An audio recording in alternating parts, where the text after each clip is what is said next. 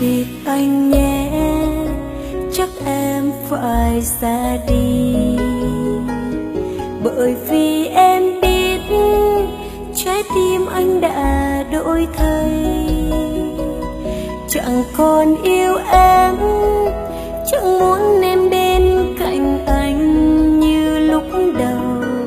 Một người mới thay em mang đến cho anh bao vui buồn, và lần sau cuối em không cho người em yêu, và cơn đau ấy đã giúp em mạnh mẽ hơn, để rồi em biết thế giới em không còn anh, em vẫn cười và tập sống không anh, em bước đi trên đường mai sau.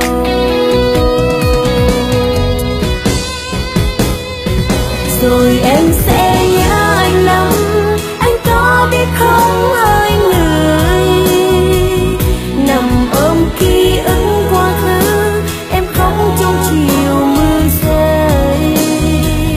Thật lòng em nhớ rất nhớ ánh mắt đôi môi thuở nào, sâu vào nỗi buồn em quên anh trong từng cơn đau.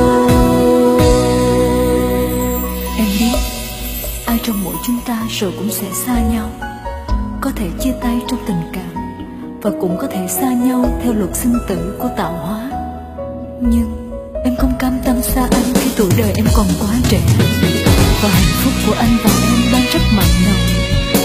Em chưa từng đau và khóc cho ai, đây là lần đầu cũng như lần cuối em khóc cho người em yêu thương nhất.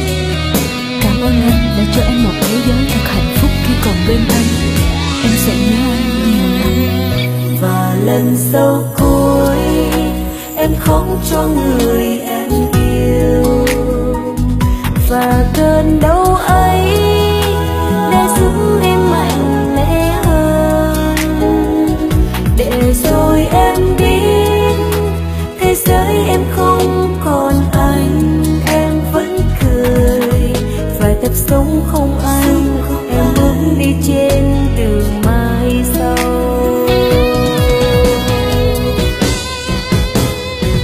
Rồi em sẽ nhớ anh lắm, anh có biết không ơi người, nằm ôm ký ức quá khứ, em khóc trong chiều mưa rơi. Thật lòng em nhớ rất nhớ ánh mắt đôi môi thuở nào, sâu vào nỗi buồn em quên anh trong từng cơn đau.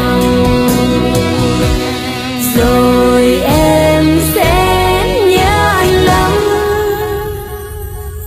anh có biết không hỡi người, em khóc trong chiều mưa rơi. Thật lòng